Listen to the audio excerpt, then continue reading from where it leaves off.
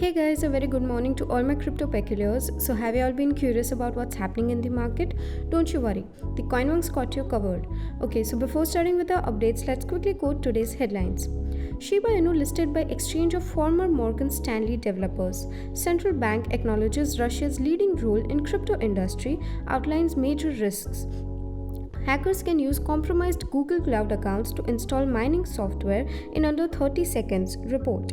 El Salvador's acceptance of Bitcoin is a source of concern as per the Bank of England chief. So let's start up with our refresh feed.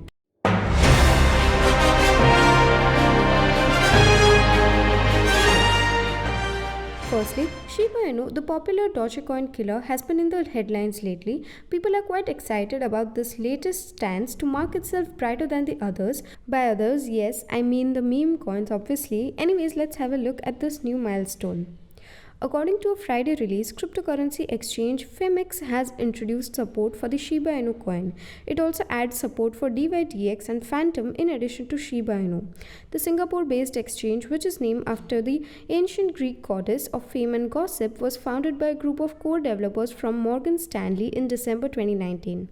In addition to spot trading, the exchange offers perpetual contracts with up to 100x leverage related to multiple cryptocurrencies. Shiba Inu was also listed on CoinHako, a Singaporean exchange, earlier this week. On Thursday, the meme coin was made available for the first time in South Korea.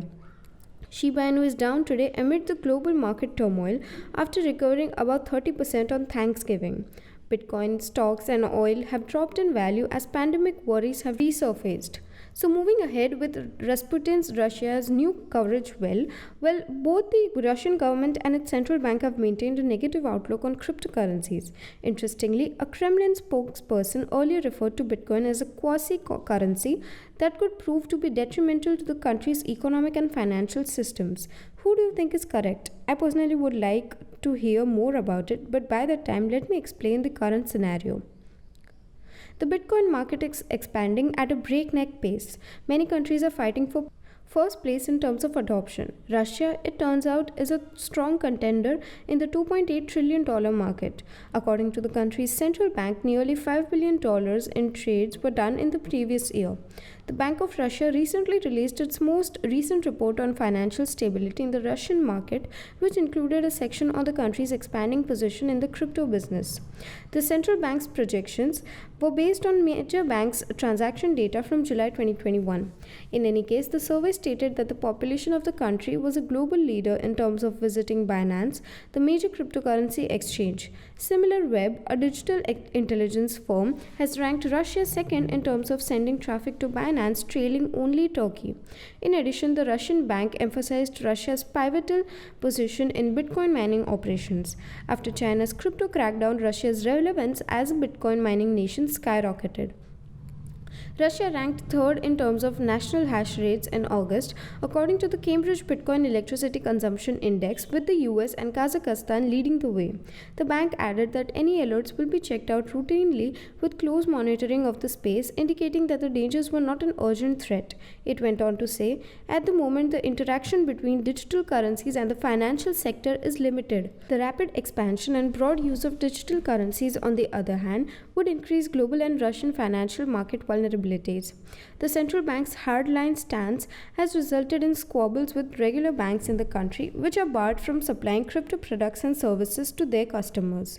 So moving forward, the actors frequently acquired access to cloud accounts through poor customer security practices or weak third-party applications, according to the report. And these hacking and scams have been into news headlines quite frequently. They're finding new ways to hacks, authorities are upgrading securities, they're dealing with each other in a very intermingled way. Anyways, let me describe our next inscription. Google's cybersecurity action team warned in a paper targeted at assessing threats to cloud customers that some attackers are mining cryptocurrencies via poorly configured accounts. Google team revealed on Wednesday that crypto mining was involved in 86% of the 50 investigated instances that affected the Google Cloud Protocol. The hackers utilized the hacked cloud accounts to regain access to resources from people's CPUs or GPUs in order to mine tokens or take advantage of storage space when mining currencies on the Chia network.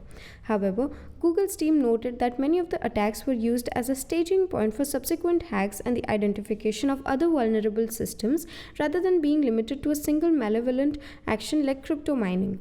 The actors frequently acquired access to cloud accounts as a result of poor customer security practices or weak third party software, according to the cybersecurity team. While data theft did not appear to be the goal of these intrusions, the Cybersecurity Action Team noted it remains a concern associated with cloud asset compromises as bad actors begin to undertake many forms of abuse. Scanning and brute force assaults were possible on the public internet facing cloud instances. The attacks were also notable for their rapidity. According to Google's investigation, in the majority of the events investigated, hackers were able to download crypto mining software to the hacked accounts in under 22 seconds. The first attacks and subsequent downloads were planned activities that did not require human interaction, Google claimed, adding that actively intervening to stop such situations once started would be extremely impossible. So, moving forward with our final segment for today, according to the Bank of England's chief, El Salvador's acceptance of Bitcoin is a matter of concern because BTC's volatility would certainly throw customers off balance. It bothers to me that a country would pick it as a national currency, Bailey said in a response to a question during a Thursday presentation at the Cambridge University Student Union. Well, I wonder who'll prove itself to be the one with the better opinion. Till then, all we can do is assume. Anyways, let's have a look at what's getting cooked. El Salvador became the first country to recognize Bitcoin as legal money in September 2021. The government of President Nayib Bukele argues that this would offer many Salvadorans for the first time access to banking services and save $400 million in fees on remittances sent home from abroad each year. According to Bloomberg, Bank of England Governor Andrew Bailey termed El Salvador's plan to using Bitcoin as its currency concerning, stressing that consumers will probably be caught out by its volatility. The choice to utilize Bitcoin as its currency was alarming since its unpredictability is likely to catch people off guard. It concerns to me that a country would choose it as its national currency, Bailey remarked in an answer to a question at a Cambridge University Student Union appearance on Thursday. What would worry me most of all is, do the citizens of El Salvador understand the nature and volatility of the currency they have? El Salvador was particularly controversial with the International Monetary Fund, according to Bailey. The IMF keeps tracks of global financial market risks.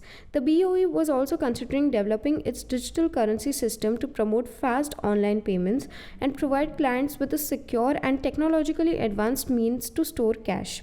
Economists and international organizations such as the World Bank, the International Monetary Fund, and the Inter-American Development Bank are highly concerned about El Salvador's acceptance of Bitcoin. So we would now wind up with the assessment for today morning and meet you all in the evening with even more interesting stuff. Until then, you may consider joining our Telegram channel for free crypto signals. Visit our blog linked below for guides, reviews and tutorials, and subscribe to the channel and get daily updates about the crypto market. Lastly, with this little favor of CoinMonks, we hope you stay updated. Thanks for watching and have a nice day ahead.